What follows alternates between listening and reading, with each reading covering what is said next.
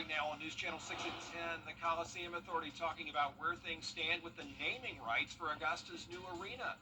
We'll hear from James Brown's daughter. Also ahead, staying safe when you cook out. The fire risks this time of year as Your News at 10 starts now. Live from Television Park, this is WJBF News Channel 6 at 10 on MeTV. Good evening, everybody. I'm Brad Means. We do thank you for joining us as coverage you can count on begins with Augusta's Coliseum Authority answering questions about the potential name for the new arena downtown. A source of controversy lately, Isabella Moody was at tonight's meeting. At the Coliseum Authority's monthly meeting Tuesday, board members took time to clear up what they say is misinformation about the new arena's name.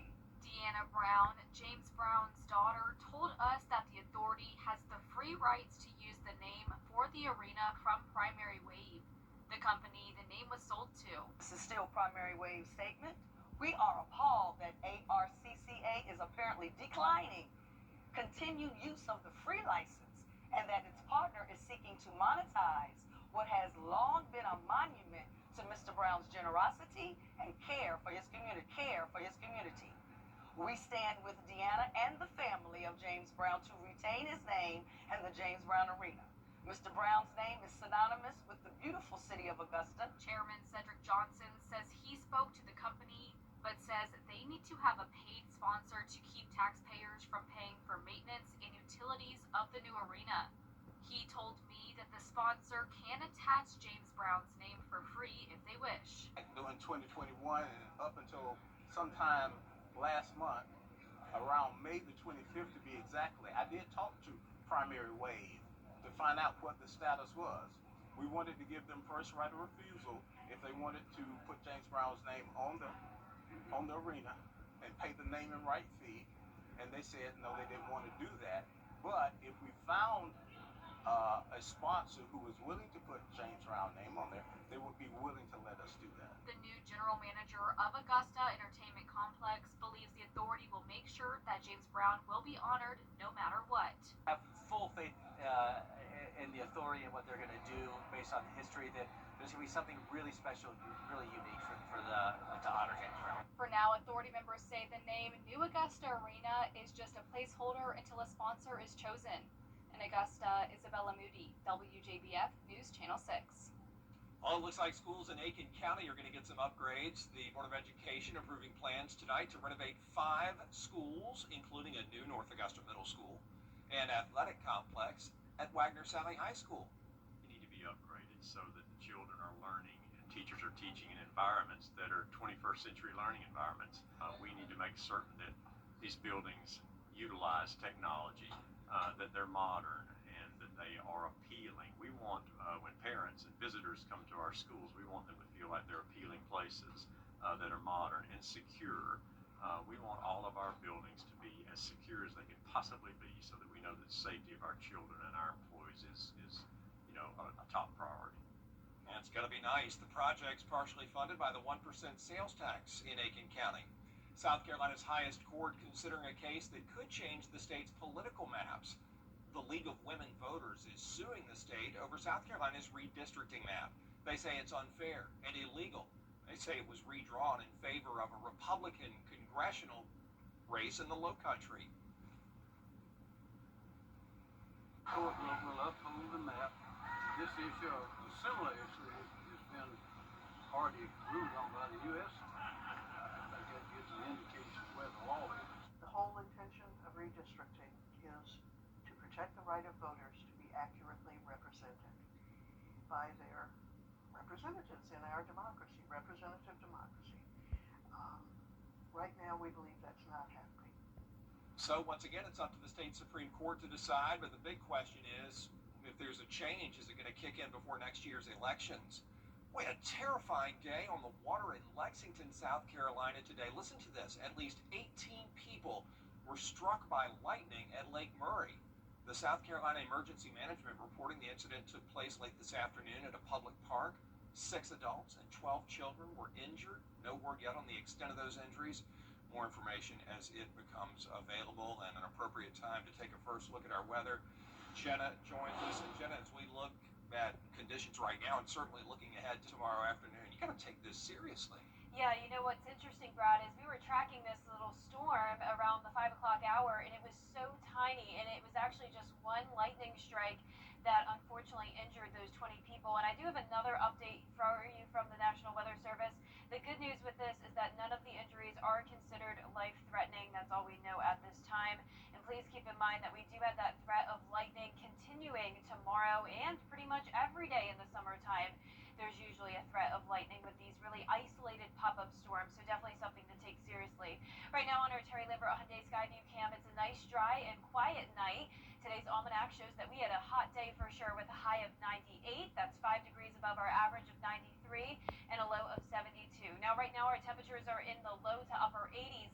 84 in Barnwell, 83 in Augusta, 87 now in Louisville and Millen. Very, very warm and muggy out there. 85 in Edgefield and Gibson.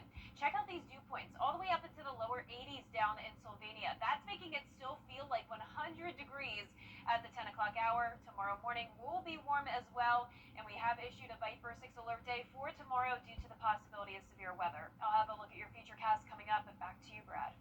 Jenna, thanks. This is certainly a big time of year to grill out, right? But if you're not careful, that cookout could turn dangerous. Graham Lee reports. South Carolina Governor Henry McMaster issued a statewide burn ban back in March after a series of wildfires across the state.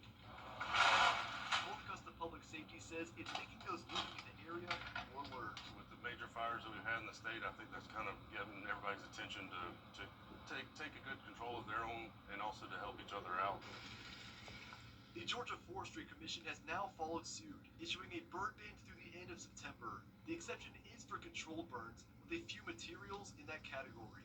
Small sticks, leaves, nothing any bigger than an inch or two. It's mainly just for leaves and pine straw and stuff like that.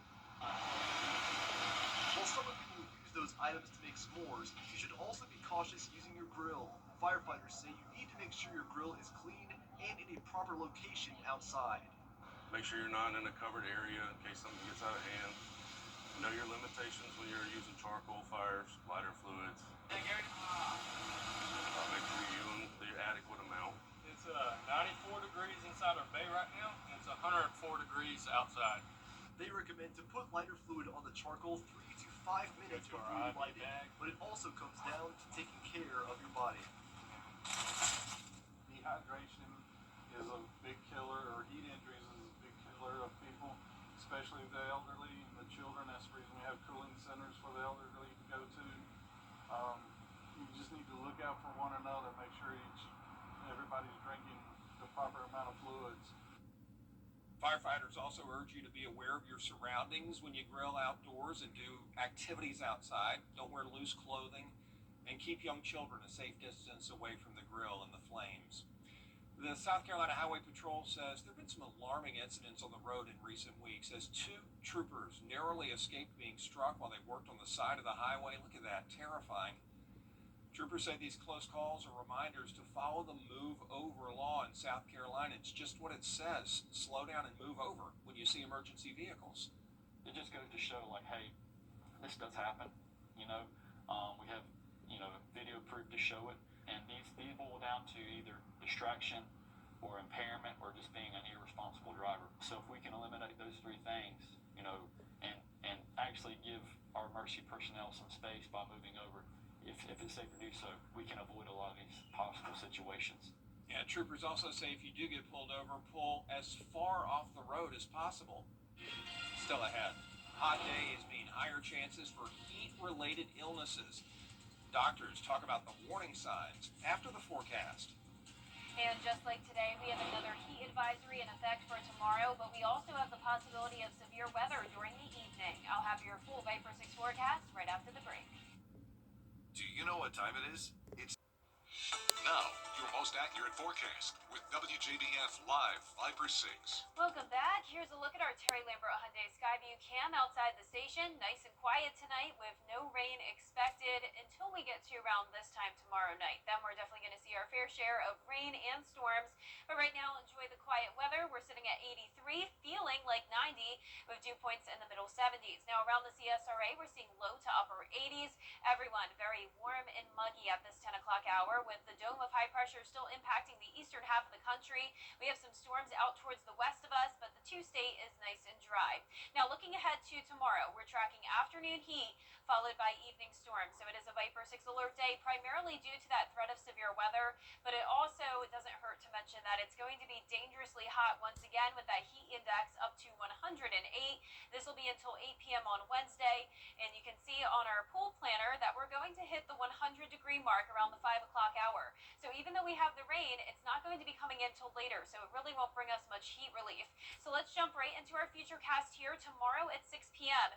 That's when we'll start to see some isolated storms, and you can tell just by looking at the model guidance here how any of these storms that form could contain some hail and damaging wind gusts. So these are some pretty strong cells here. Whenever we're starting to see that black color there, that definitely indicates a hail core and the possibility of maybe 60 to 70 mile per hour wind gusts. The worst of the activity looks to move in around the 8 to 10 o'clock hour, and this continues through midnight. So still seeing some of those cells that indicate the strong winds and hail. Now we also have the possibility of seeing some microbursts here, and it's a common thing in the summertime, but with tomorrow's environment, it's definitely going to be very likely. Now microbursts often get mistaken for tornadoes, and that's because of the damage they cause. So it starts with a strong updraft, and this happens in the summertime whenever we have a lot of heat and humidity. So we are primed tomorrow for that. So you can see this updraft weekends, there's all this cold air that builds in the middle of the storm, and then whenever you hear that saying the bottom falls out, well, that's what's expected to happen tomorrow. Just all of a sudden,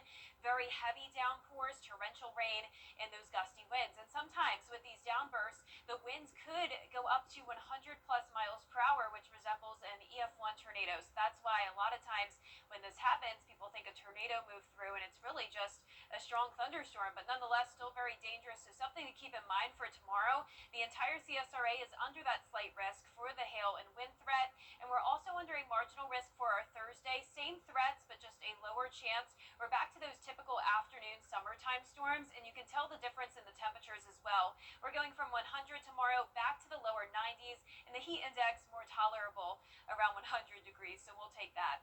Lows tonight will be in the middle 70s. Our highs tomorrow will be around 97 to 100 degrees, and that 10-day forecast is showing the alert day for tomorrow. After that, it's just a 30% chance of showers and storms every day through the 4th of July weekend. And once again, those high temperatures getting back to more so seasonable conditions in the low to mid 90s. All right, Jenna, thanks a lot. Serious stuff indeed. And as these days continue to get hotter and more volatile, a warning about a few heat-related illnesses. Heat rash, cramps, exhaustion, and heat stroke can occur when you're out there too long. Drinking alcohol or taking certain medicines can make it worse. Your body's way to defend itself against heat exhaustion, is to sweat. So when you limit the sweating for any reason, I mean, you can't sweat if you don't have fluids. So you've got to stay hydrated. And I always tell people, if you're going to be in the sun, if you're going to play golf, if you're going to be gardening or exercising, you need to preload. Make sure you preload before you go outside. Doctors say make sure you stay hydrated the entire day to prevent any illness. Coming up, Roe v. Wade overturned 3 years ago today. I'll look at the new push for reproductive health care after the break. Tomorrow, only on. Coming up, we'll tell you how the Richmond County Sheriff's Office is getting into the basketball business this summer in a really fun way. Stay with us. Missing out on life's moments. The CSRA is full of amazing women. Women who inspire. Women who innovate. Women who lead. That's why News Channel 6 brings you Women to Watch. On the last Wednesday of each month, News Channel 6 recognizes local businesswomen who are making a positive impact in our community. Nominate someone today at WJBF.com. Sponsored by Goodwill. Now, WJBF sports coverage you can count on. Well, once upon a time, you didn't start thinking about high school football season until September. With the rise of padded camps and 7-on-7 passing leagues has changed all of that. All throughout the month of June, the competition has been fierce. The focus on getting better has been laser sharp during the Greater Augusta Fellowship of Christian Athletes 7-on-7 passing leagues. Today, the last session took place at Lakeside High School. Now, some will say 7-on-7 leagues are just glorified pass and catch sessions, but both Lakeside football coach Brett Johnson and Aiken coach Steve Hibbett say it's so much more than that. It's an awesome experience.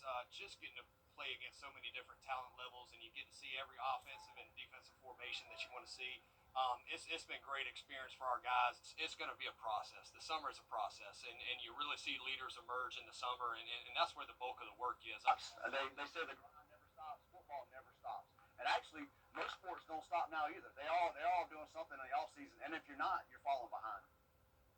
Now let's take you over to Fayetteville, where the Augusta Green Jackets begin a 6-game road trip against the Fayetteville Woodpeckers. The last time these two teams met was during the first week in June, and Fayetteville took 5 of 6 from our Jackets. So Augusta looking for some road revenge, but if revenge is to happen, it's not going to be the night. Started rough for the Jackets and just got rougher. Woodpeckers played at 2 runs in each of the first 2 innings to take a quick 4-1 lead. Augusta finally gets on the board in the 7th after Owen Carey walked with bases loaded to usher in a score. That's all she wrote, though. Fayetteville wins at 5-1.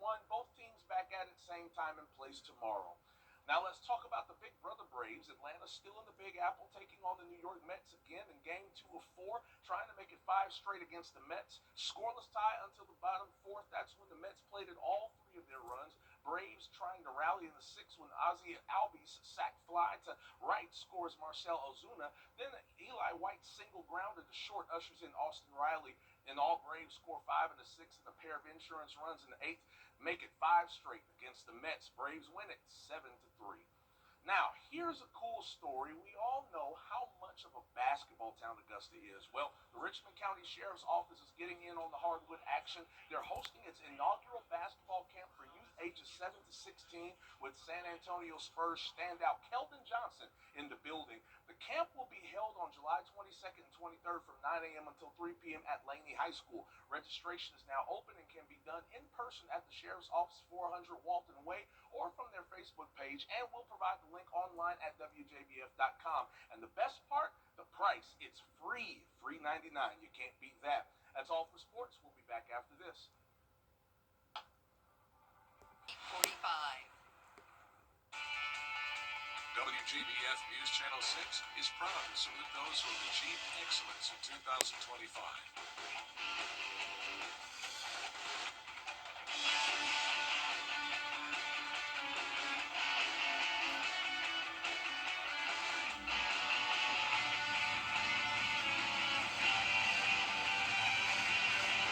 Congratulations, you are the best of the class.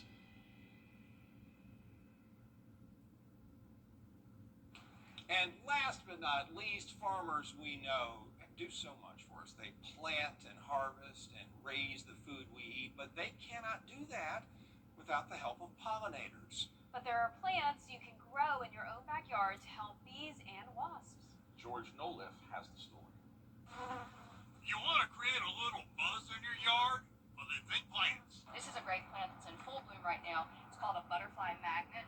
That is agastache or blue hyssop. Shapes of flowers are kind of important, but they'll find them. A landing pad or a place where they can really get in there and work those crevices is good for bees and good for butterflies. Non-native for sure would probably be a butterfly bush because it hits all the boxes. It blooms from May to November. The deer won't eat it, and it's a tremendous pollinator source of all kinds. It's bees, it's butterflies, it's moths, it's beetles. So there's a lot of movement and activity on those. That's probably where I would start. And it does have some presence even in the wintertime. And the blooming period is long. There are concerns about pollinators like bees, woodland bees, certain kinds of wasps, beetles, butterflies. Their numbers are off, and they are vital to our food supply. They're called pollinators for a reason, because they transfer pollen from plant to plant, including the plants we eat. We are all farmers. We're all producing something for an end result, whether we're going to eat it or whether we're just going to enjoy the beauty of it, or we're doing something for the environment to provide a food source for pollinators that help everyone. So we are all farmers. Well, giving them an ample chemical-free food source outdoors helps pollinators to thrive, and you can help by leaving parts of your yard a little wild and planting things the pollinators love. It's sort of like the old Kevin Costner movie, If You Build It, They Will Come, the old baseball movie. This is, if you plant it, they will come. Bees will fly, butterflies will fly. And once you start developing these areas in your garden, these pollinator-heavy plants, you'll get more and more of those components in the garden, and you'll get more and more activity in the garden. And you'll see it from year to year building, for sure. No, the bees are amazing creatures. They do so much. They are. I'm still scared of them. Right, we must respect them. Yeah. It's nice to see a positive story, though, about the bees and wasps. Their friends, the carpenter bees, are horrible, but the honeybees are great. Yeah, good point. Well, our 10-day forecast is showing the chance of rain and storms tomorrow evening. It's also going to be a very hot day at 100 degrees, so the rain and storms unfortunately won't cool us off much since it is coming in later in the day, starting around 6 p.m., lasting through midnight.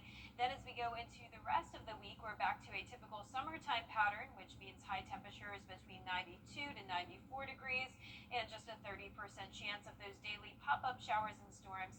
And our low temperatures will stay in the lower 70s, and this continues all the way through 4th of July, which is right around the corner. Sure is, coming up quickly. Jenna and Gabriel, thank you so much. Y'all, thanks for watching. We're back at the top of the hour for News Channel 6 at 11. And Hogan's Heroes is next here on BTV. Have a great night.